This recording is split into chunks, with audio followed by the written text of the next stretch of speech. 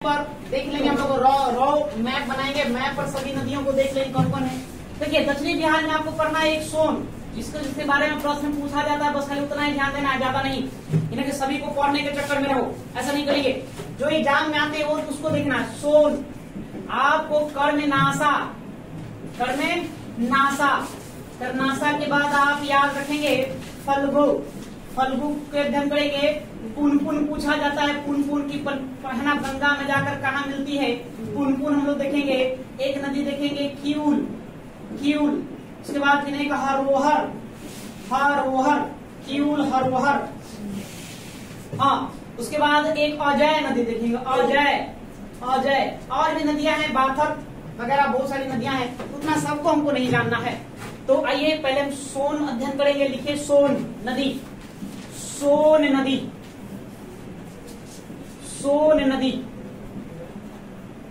देखो दक्षिण बिहार की नदियां में उस तरह से प्रश्न नहीं पूछे जाते हैं जैसे कि मतलब उत्तर बिहार में पूछा जाता है ना। यहाँ ज्यादा नहीं अध्ययन करेंगे, थोड़ा बातें खाली जानना है।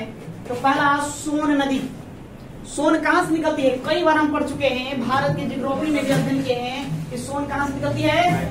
हाँ, हम जानते हैं कि छत्तीसगढ़ और मध्य प्रदेश एमपी की सीमा पर, बाउंड्री पर एक पर्वत श्रेणी है, मैकाल पर्वत श्रेणी। इसी मैकाल पर्वत श्रेणी में एक जगह है जिसका नाम क्या है? अमरकंटक पहाड़ी, अमरकंटक पठार।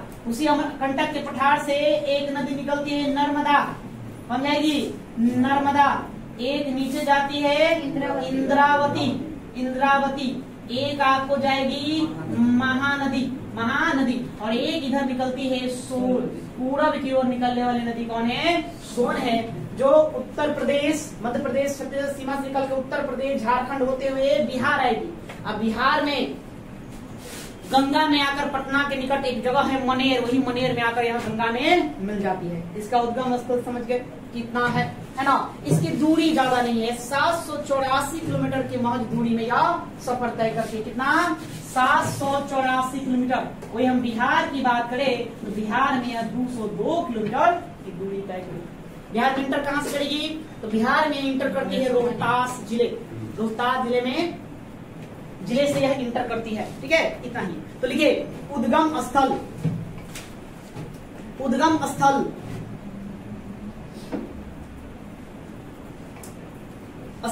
अमरकंटक पहाड़ी, अमरकंटक। उसमें लिख दो मैकाल श्रेणी।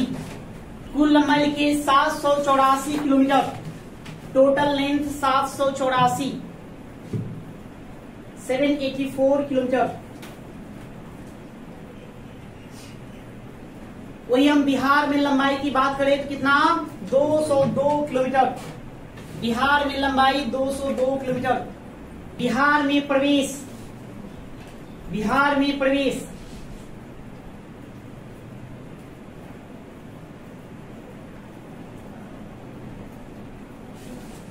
कहां से प्रवेश करती है?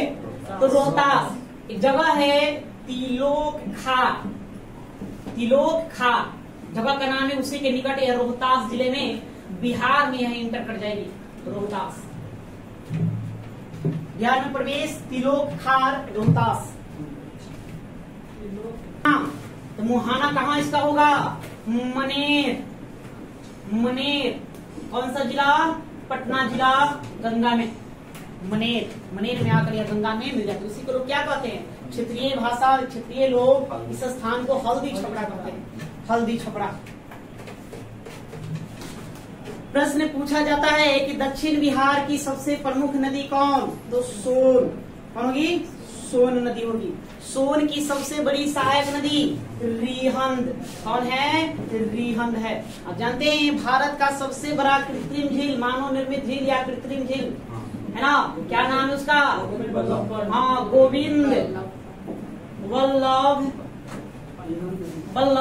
पंत है ना। सागर झील ये किस पर है? रिहंद नदी पर है। पहले गोविंद सागर झील था, कहाँ? सतलज नदी पर, पंजाब में। लेकिन अब कौन हो गया? गोविंद वल्लभ सागर झील कहिए, गोविंद वल्लभ पंत सागर झील कहेंगे। यह रिहंद नदी पर ही स्थित है। रिहंद नदी उत्तर प्रदेश में, कहा? यूपी में। लिखिए पॉइंट बनाएंगे। सोन दक्षिण बिहार की सबसे प्रमुख नदी है। सोन दक्षिण बिहार की सबसे प्रमुख नदी है। सोन की सबसे बड़ी सहायक नदी, सोन की सबसे बड़ी सहायक नदी रिहंद है। रिहंद। कौन? पुनपुन नदी। पुनपुन नदी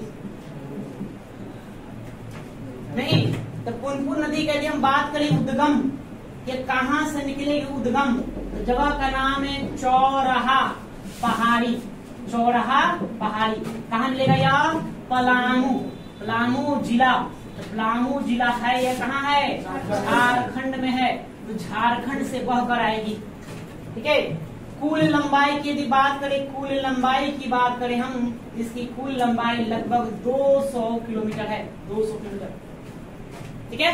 या बिहार में यह प्रवेश करेगी, बिहार में प्रवेश, तो बिहार में यह प्रवेश करती है कहां से? गया जिला। गया जिला से यह बिहार में इंटर कर जाती है। अगर हम इसकी मुहाना की बात करें, मुहाना, मुहाना, तो मुहाना इसका है फतुहा। फतुहा के निकट, फतुहा कहाँ? पटना। हाँ, फतुहा पटना, पटना जिला में है। फतुहा के निकट, निकट गंगा में, गंगा में जाकर के यह मिल जाएगी। बस इतना याद रखना है। और जानना है तेली को, यह मौसमी नदी है। क्या है? मौसमी नदी। जानते हैं गर्मी के मौसम में यह पानी यहाँ क्या होता है? सूख जाता है। मौसमी नदी है। वर्षा होगा, पुनपुन है ना, जल से लबालब भर जाती है। लेकिन ग्रीष्म काल में यह पुनपुन क्या होगी? सूख जाएगी। नहीं, यह एक मौसमी नदी है। मौसमी नदी है।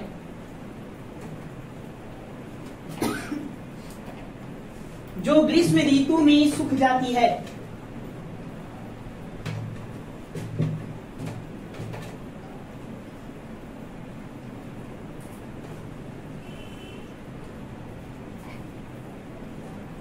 जो ग्रीष्म ऋतु में सूख जाती है।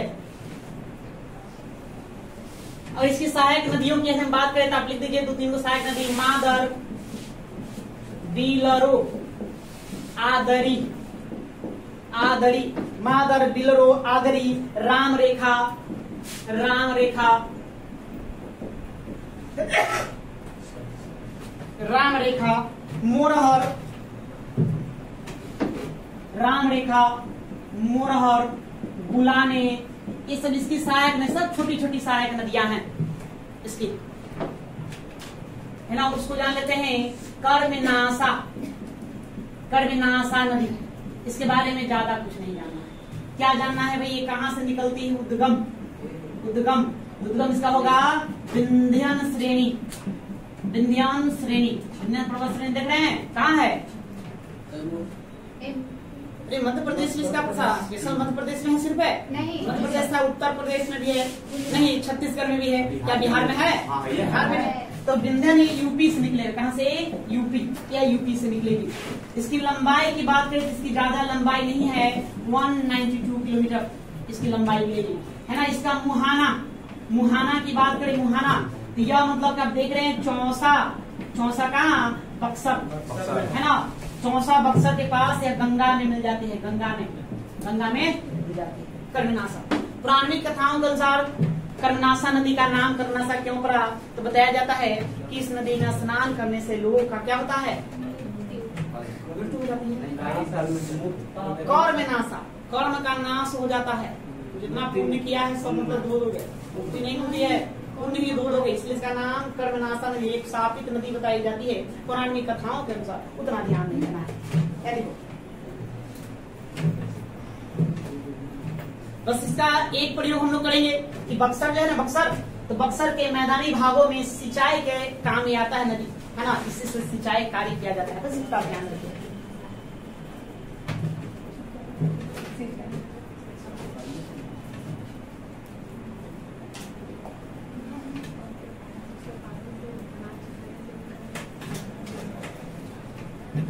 हो गया।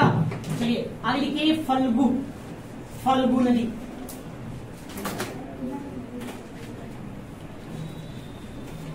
फल्गु नदी, फल्गु, फल्गु देख रहे हो ना? नहीं, इसको लोग बुधिया नदी भी कहते हैं, फल्गु नदी। हाँ, कब इसमें बाढ़ आ जाए पता नहीं, कब सूख जाए पता नहीं, इसलिए इसको हम क्या कह देते हैं, बुधिया नदी कह देते हैं। कहां से निकलती है या फल्गु नदी? देखिए, फल्गु नदी की यदि हम बात करें तो ये निकलेगी छोटा नागपुर पठार, छोटा नागपुर पठार। कहाँ पड़ेगा यार? अरे झारखंड में पड़ेगा जी, झारखंड, झारखंड, झारखंड में निकलती है। ये जब निकलती है तो इसका नाम पड़ता है निरंजना, निरंजना कहेंगे, निरंजना या निरंजना के साथ साथ इसका एक और नाम है ना, लीलाजन, लीलाजन। ये निकलती है, ये आकर के कहा गया में इंटर करेगी। गया में जब इंटर करती है तो इसी में एक और नदी आकर मिलती है, उस नदी का नाम है मोहना। क्या नाम है? मोहना, मोहना, है ना। तब यहाँ से कहलाएगी फल्गु, तब इसका नाम क्या पड़ जाएगा? फल्गु नाम पड़ जाएगा। ये बहते हुई आएगी जहानाबाद, जहानाबाद में देखें बराबर की पहाड़ी, बराबर पहाड़ी, बराबर पहाड़ी के पास यह आकर के ये दो भागों में विभक्त हो जाती है, दो भागों में, और आगे चल करके कई भागों में फिर यह विभक्त हो जाती है, टूट जाती है, और अंततः आगे चल करके यह टाल क्षेत्र में जाकर के गायब हो जाती है। ये गंगा में नहीं मिलती है, टाल में ही क्या होती है? विलुप्त हो जाती है, मतलब वहां पहुंच ही नहीं पाती। इसलिए इसकी लंबाई आपको नहीं जानना कितनी लंबाई है, क्योंकि एक धाराएं नहीं बहती नहीं है, कई धाराओं में होकर के गुजरती है। तो लिखो मुहाना, जो बातें जानना है उसको लिखिए, देखो मुहाना, सॉरी उद्गम स्थल, उद्गम स्थल। पहले अंत ना करो, शुरुआत करो, प्रारंभ हुआ नहीं और अंत हो जाएगा। उद्गम स्थल छोटा नागपुर पठार, झारखंड, छोटा नागपुर पठार, झारखंड।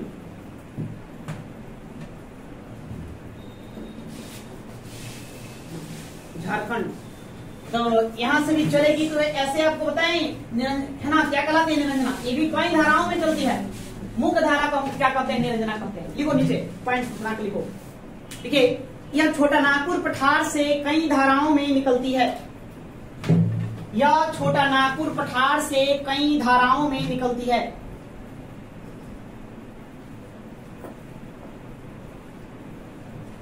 इसकी मुख्य धारा को,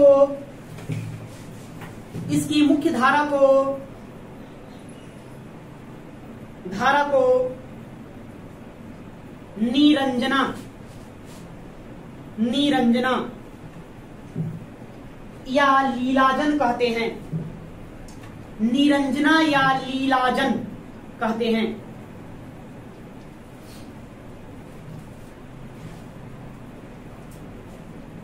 कहते हैं। अब जानते हैं गौतम बुद्ध कौन से नदी के किनारे तप किए थे? निरंजना नदी के किनारे तप किए थे, गया में नहीं, उसमें गया का नाम क्या था? रुकवेला। कहते हैं पढ़े हम लोग इतिहास में, क्यों रुकवेला नामक जो स्थान है, उसी स्थान में, स्थान जो है वो निरंजना नदी के किनारे बसा हुआ था। पीपल का वृक्ष था कि साल का? साल महावीर पीपल गौतम, एक करके उसमें इसको भी यहाँ जोड़िए। देखिए, इसी नदी के तट पर, इसी नदी के तट पर गौतम बुद्ध को ज्ञान की प्राप्ति हुआ था, ज्ञान की प्राप्ति हुआ था।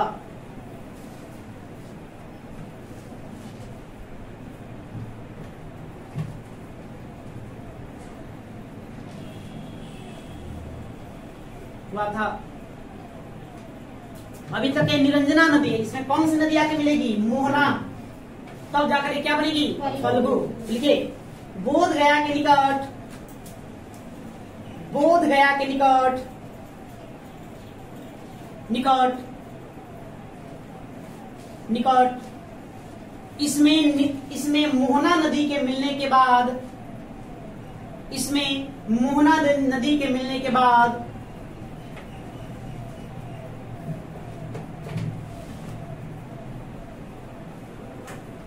इसका नाम फल्गु दिया गया, इसका नाम फल्गु दिया गया, फल्गु दिया गया।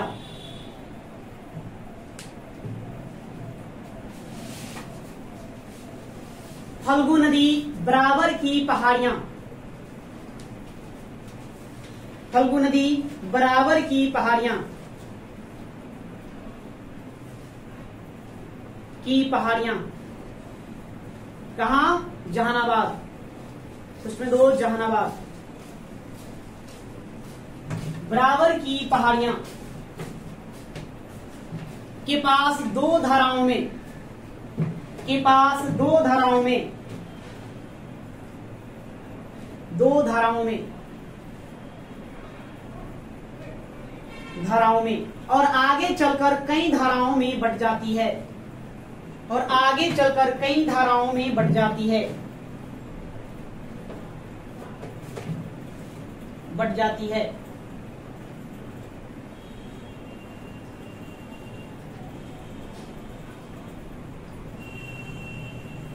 इस नदी की सभी धाराएं, इस नदी की सभी धाराएं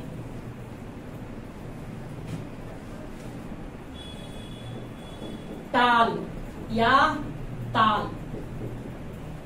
गंगा किनारे जल है ना, जलमग्न निम्न भूमियों को क्या कहते हैं? ताल या ताल कहते हैं, है ना। तो इस नदी की सभी धाराएं ताल क्षेत्र में, ताल क्षेत्र में गायब हो जाती है, या मिलती नहीं है गंगा से, ध्यान में रखिए, ताल क्षेत्र में गायब हो जाती है।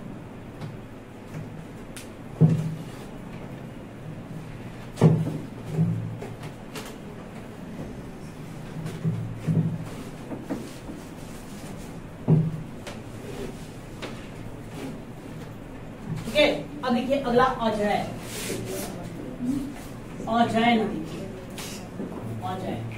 देखिए आपको इसको याद रखना है, प्रश्न आपसे पूछा जाएगा निम्नलिखित में कौन सी नदी बिहार से निकलती है और बंगाल में जाकर गंगा में मिल जाती है ना। ये है अजय, कौन है? अजय नदी। एक उत्तर बिहार में बताया कि उत्तरी बिहार में एक नदी नेपाल से आती है, बिहार में बहती है, लेकिन जाकर के कहा मिलेगी? बंगाल में मिलेगी, गंगा में। वो कौन सी नदी थी? महानंदा। कौन? महानंदा। ठीक है, और यह अजय बिहार से निकले। बिहार में जमुई जिला, एक पहाड़ी है बटपार, बाटपार पहाड़ी, पहाड़ी, ये है जमुई जिला, जमुई, जमुई जिला। जमुई जिला मैप बिहार का दिमाग में तो देखिए जमुई जिला नीचे की ओर लटका हुआ होगा छोटा नागपुर के पठार से, तो जमुई जिला के बटपार पहाड़ी से निकलती है और अपना ये पूरब की ओर जाती है, और ये बांका, बांका से उसके बाद झारखंड में देवघर जिले में इंटर करती है, उसके बाद बंगाल के क्षेत्र में जाकर के वो गंगा में मिल जाती है। इसलिए किस वजह को इतना बातों के लिए याद करना है, ज्यादा विशेष बातों के लिए नहीं। तो लिखो, इसकी लंबाई चौड़ाई से मतलब नहीं रखो, बाकी लिखो, ध्यान में रखना है। क्या प्रश्न बनेगा? बिहार से निकलती है, बंगाल में गंगा में मिलती है, कौन सी नदी? देखिए, यह बिहार के जमुई जिले के, हाँ वो जिस लाइन से लिखवा देते हैं लिख लो, भाषा में लिख लो ना, 2-3 लाइन लिखना, ज्यादा नहीं, भाषा में लिख लीजिए। यह बिहार के जमुई जिले के बटपार पहाड़ी से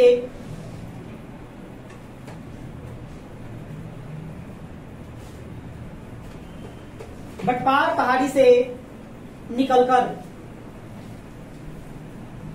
बटपार पहाड़ी से निकलकर झारखंड के देवघर जिले में होती हुई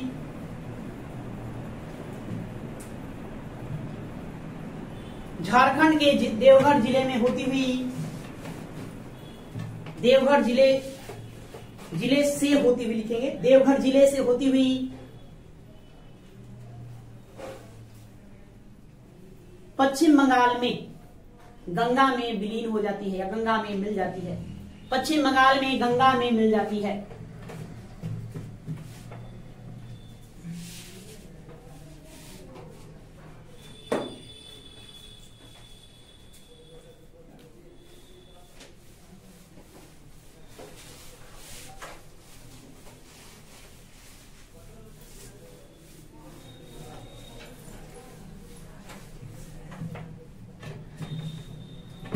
गया, चलो अब आपका हो गया, पढ़ेंगे क्यूल। अच्छा, एक नदी और सकड़ी, सकड़ी पढ़ लो, सकड़ी। एक बार एक सकड़ी के बारे में पूछा गया, सकड़ी नदी। ठीक है, तो सकड़ी नदी,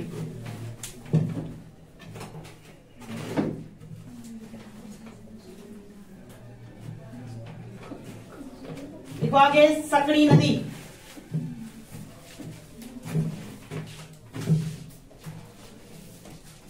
सकड़ी, तो सकड़ी नदी ये आपको निकलेगा छोटा नागपुर पठार, छोटा नागपुर पठार यहां से निकलती है, ठीक है। और यहां से निकल करके यह क्यूल नदी में के साथ होती हुई गंगा में जाकर के मिल जाती है। बस इतना ध्यान रखना है। देखो देखिए, सकड़ी नदी का उद्गम छोटा नागपुर पठार,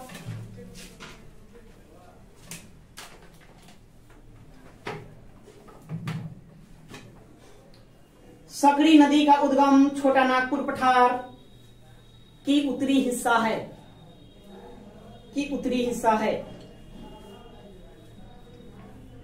हिस्सा है, हिस्सा है। यह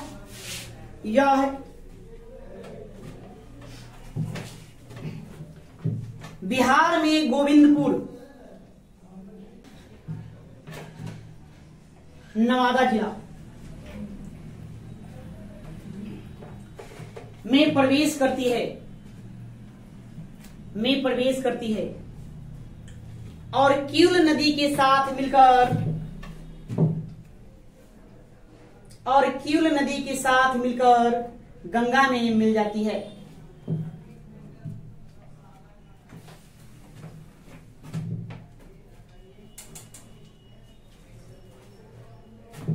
गंगा में मिल जाती है।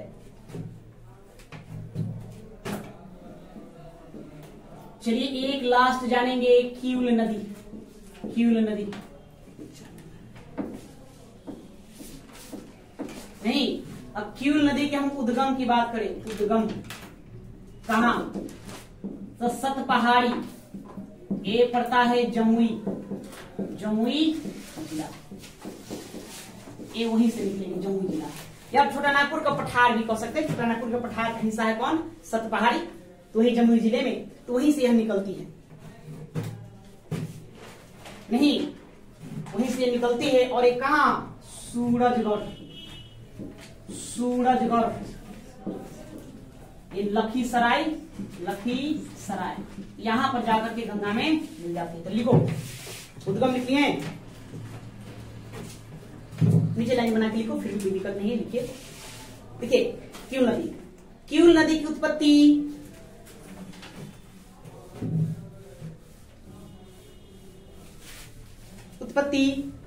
अच्छा पर्टिकुलर लिखवा देते हैं, कहा ऐसे एक मिनट, हाँ सॉरी उद्गम नहीं कहेंगे,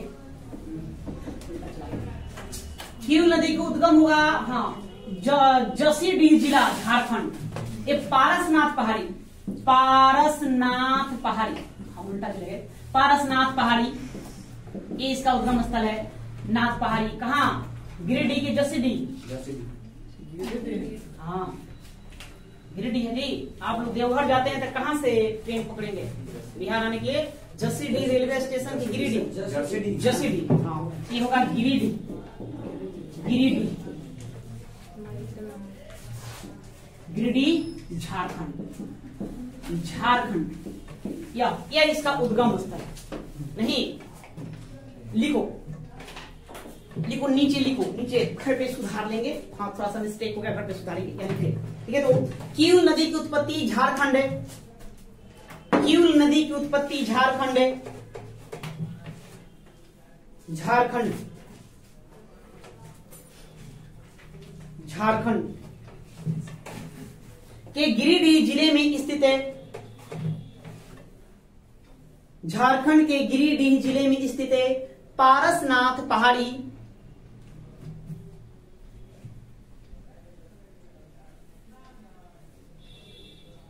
पारसनाथ पहाड़ी से हुई है, से हुई है।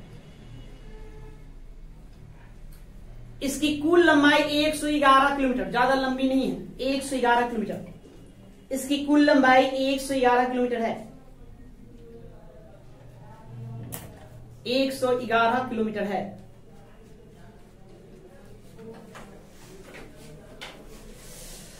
एक 111 किलोमीटर है। यह जमुई जिले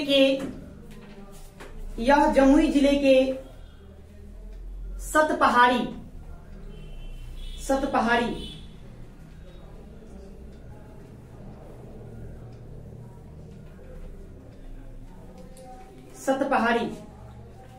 के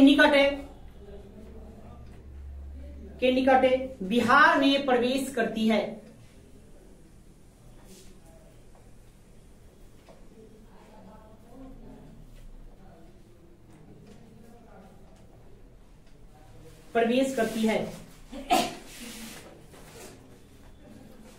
इसका मुहाना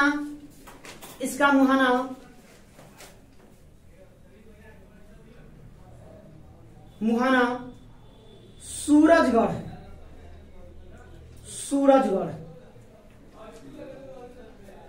कुछ लिख दो, लखीसराय जिला। सूरजगढ़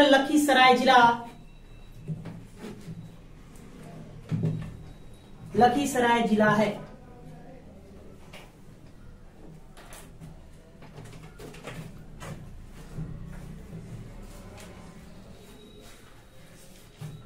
देखिए इसकी सहायक नदियां हैं कई, उसमें से एक जो सहायक नदी है वो अक्सर एग्जाम में आते रहा है, हरोहर।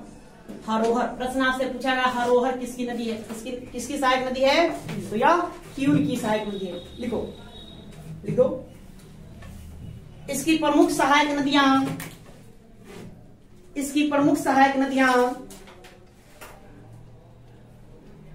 हरोहर,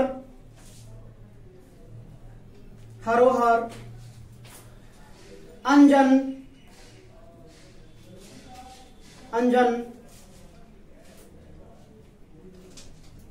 तथा बर्नर है। नदी का नाम है बर्नर है।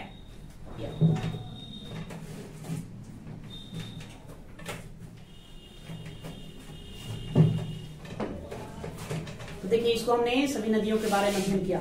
अब इसको एक मैप बनाकर पार्टिकुलर सभी को आप दर्शा लेंगे तो ज्यादा बेहतर होगा, एक ही होगा। चलिए आइए मिलजुल कर इसको दर्शाते हैं एक मैप पर। देखिए हम बिहार के सभी नदियों को आप ऐसे ही देख लेंगे, एकदम रो मानचित्र के रूप में देखेंगे। सटीक आपको बिठाने की जरूरत नहीं, बस खाली याद करने के लिए इसको आपको याद कर लेना। ठीक है, अब जानते हैं कि बिहार के मध्य से कौन चलेगी, गंगा नदी चलेगी। अब गंगे नदी में जाकर के उत्तरी बिहार और दक्षिणी बिहार से निकलने वाली नदियां सभी मिलती है, जिसके बारे में हम पहले सब पढ़ चुके हैं। तो हम पढ़े थे पहले हम उत्तरी बिहार में कि एक नदी है घाघरा, जो कहां से निकलेगी, मापचा चुंगो हिमनद, उत्तराखंड से यह निकलती है और आ करके छपरा के पास जो सारण जिला है, बिहार के सारण जिले के छपरा में मिल जाती है। या उसके बाद हमने पढ़ा था कि एक नदी आएगी गंडक, जो अन्नपूर्णा श्रेणी से चलती है, अन्नपूर्णा श्रेणी नेपाल से निकलती है और यह हाजीपुर, वैशाली जिले के पास हाजीपुर के निकट गंगा में मिल जाती है। इस नदी के बारे में बताए थे कि यह जो नदी है बिहार और यूपी के मध्य सीमा साझा करती है। कितना, 120 किलोमीटर टोटल दूरी याद है। टोटल हमने 630 किलोमीटर बताया, जो बिहार में इसका दूरी कितना है, 260 किलोमीटर यह है। अगर हम दक्षिणी बिहार की नदियों की बात करें, पहले एक काम करते, पहले उत्तर बिहार में सब देख लेते, फिर दक्षिण बिहार, फिर उत्तरी बिहार में आप गंडक के बाद आएगा बूढ़ी गंडक के बाद बूढ़ी गंडक। तो बूढ़ी गंडक चौतरवा चौर सोमेश्वर श्रेणी से निकलती है। यह कहाँ है, कौन सा जिला में पड़ता है, यह पश्चिमी चंपारण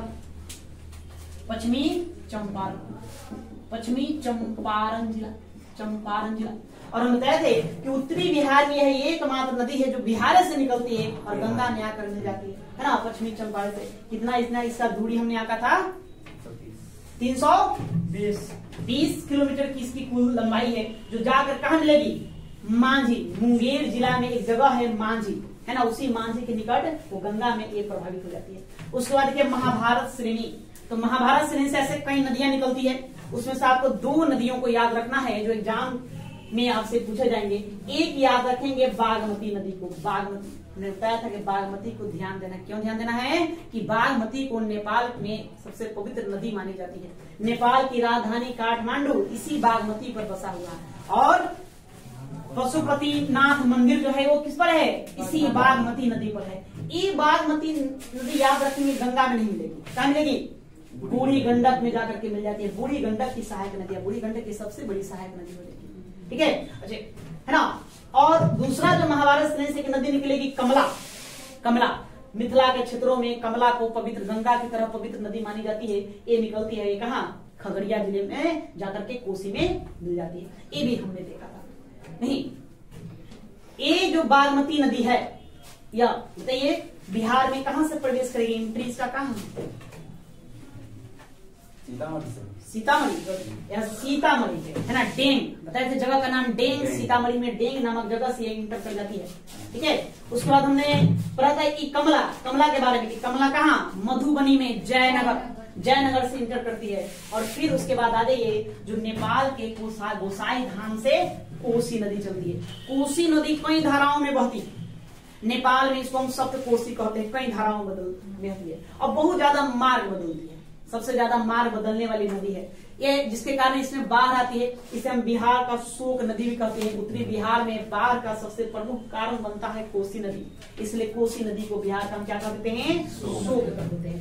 यह भीमनगर सुपौल जिला, भीमनगर सुपौल जिला से बिहार में इंटर करेगी। इससे कुल दूरी कितना, 720 भूल जाता है जी, 720 किलोमीटर।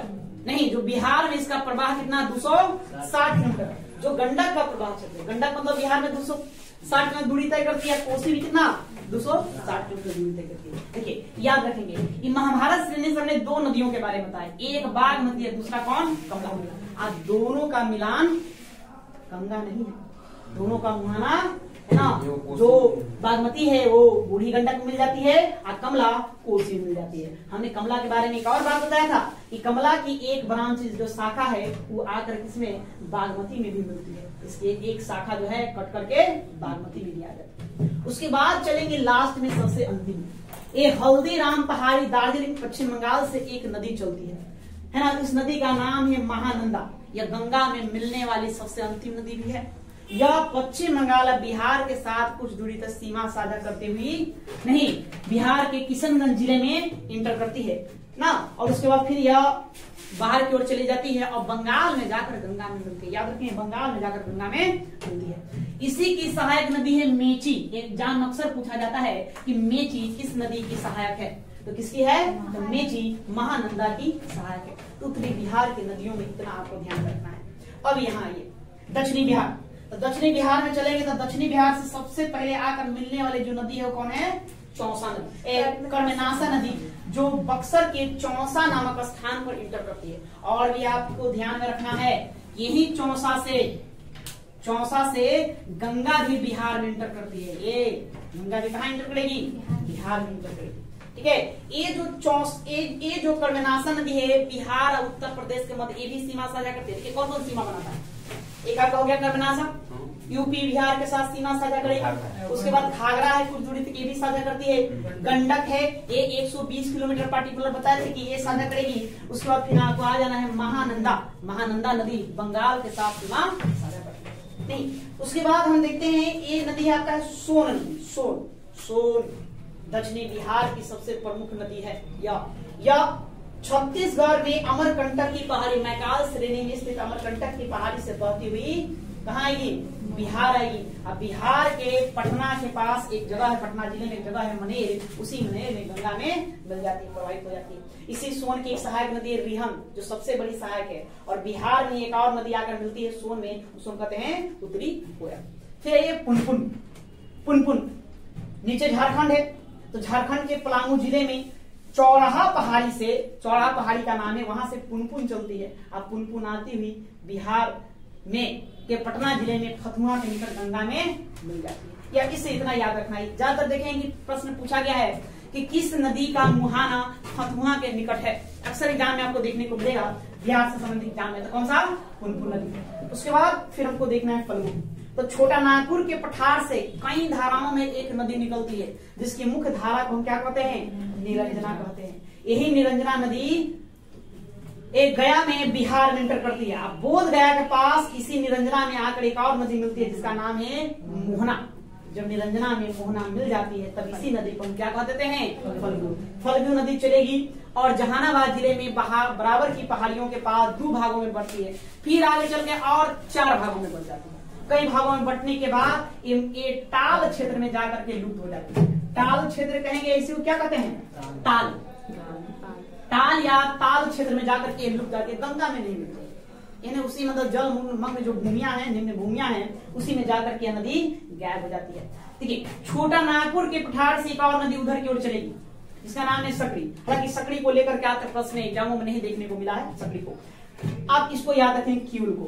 क्यूल पारसनाथ पहाड़ी, गिरिडीह जिला झारखंड, वहां से एक नदी चलेगी जिसका नाम क्या है? क्यूल है। क्यूल। और एक क्यूल नदी है ना, बिहार में बहती हुई सूरजगढ़ जो लखीसराय के पास पड़ता है, वहां जाकर के गंगा में मिल जाती है। ठीक है, एक हमने और नदी बताया था अजय के बारे में। तो अजय जमुई जिले में निकलती हुई बाहर जाती है अजय, और कहाँ से जाती है? पश्चिम बंगाल। जमुई के बाद बांका जाएगी, बांका से होते हुए देवघर, देवघर से होते हुए पश्चिम बंगाल, आप पश्चिम बंगाल में जाकर के गंगा में मिल जाती है। नदी का नाम क्या बताए थे? अजय। अजय याद रखना है, अजय से ही प्रश्न पूछा जाता है। कौन सी नदी बिहार से निकलती है और पश्चिम बंगाल में जाकर गंगा में मिलती है? कौन? अजय। और आपको याद रखना है, हल्दीराम पहाड़ी से निकलेगी कौन? महानंदा। ये भी पश्चिम बंगाल में ही जाकर मिलेगी। हालांकि आप कुछ पुस्तक देखेंगे, जैसे कि महेश कुमार वर्णवाल का पुस्तक देखेंगे, तो महानंदा का मुहाना जो दिए हुए है, वो कौन दिए हुए है? तो मनिहारी जगह का नाम देता है, जहां जाकर के महानदी मिलती है, उसका नाम है मनिहारी। मनिहारी एक कटिहार में, कहा? कटिहार में मनिहारी, कटिहार जिले में मनिहारी नामक जगह पर जाकर के पश्चिम बंगाल में ये जाकर के मतलब गंगा में ही मिल जाती है। महेश मनोवनवाल का पुस्तक में ये दर्ज है, बाकी अन्य किताबों में ये बताता है कि यह पश्चिम बंगाल में जाकर मिलती है। अब प्रश्न पूछा भी गया है एग्जामों में कि नहीं कि उत्तरी बिहार की कौन सी नदी पश्चिम बंगाल में जाकर गंगा से मिलती है? तो कौन मिलेगी? महानंदा, ध्यान रखना है। और दक्षिणी बिहार से अजय को ध्यान में। तो ये हमारे बिहार की नदियां हैं। बिहार की नदियों से इससे ज्यादा प्रश्न नहीं बनेगा, इतना ही ध्यान देना। नहीं, उत्तर बिहार में की नदियों में थोड़ा आपको ध्यान देना है, एंट्री पॉइंट कि कौन कहाँ से इंटर करता है। जैसे कि हमने बताया था घाघरा, ये कहाँ से इंटर करेगी? घाघरा नदी इंटर करेगी है ना सिवान जिला में। सबका जिला ध्यान रखिए। एक गंडक नदी इंटर करेगी कहाँ से? वाल्मीकि नगर पश्चिमी चंपारण में बताया था यहाँ से इंटर करती है। ये आपका आएगा बूढ़ी गंडक, ये कहाँ से इंटर करेगी? हाँ गुड, शाबाश। ये इंटर करने की जरूरत नहीं है, क्योंकि ये तरवा चौर सुमेश्वर पहाड़ी पश्चिमी चंपारण है, यहाँ इंटर कहाँ करेगी? बिहार से ही निकलती है और गंगा में जाकर के मिल जाती है। नहीं, उसके बाद हमने बागमती को देखा था। बागमती डेंग जगह का नाम हमने बताया था, डेंग सीतामढ़ी जिला यहाँ। हमने उसके बाद देखा था कमला। कमला कहाँ? जयनगर मधुबनी है ना।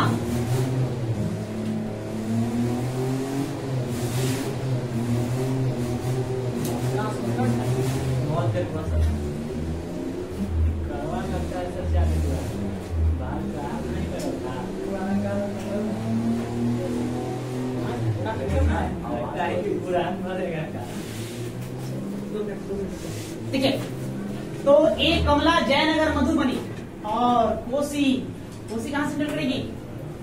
सुपौल जिला से। सुपौल जिला में भीमनगर सुपौल याद रखेंगे। ठीक है, ये जो आपका है इंटर करेगी किशनगंज। कहाँ से? किशनगंज से इंटर करती है बिहार में महानंदा। तो इन्हीं सभी बातों पर आपको ध्यान देना है, ज्यादा विशेष नहीं जानना है। पर इतना अध्ययन कर लिए तो फिर बिहार के नदियों से बचने। तो आज फिर इतना ही रहने देते हैं।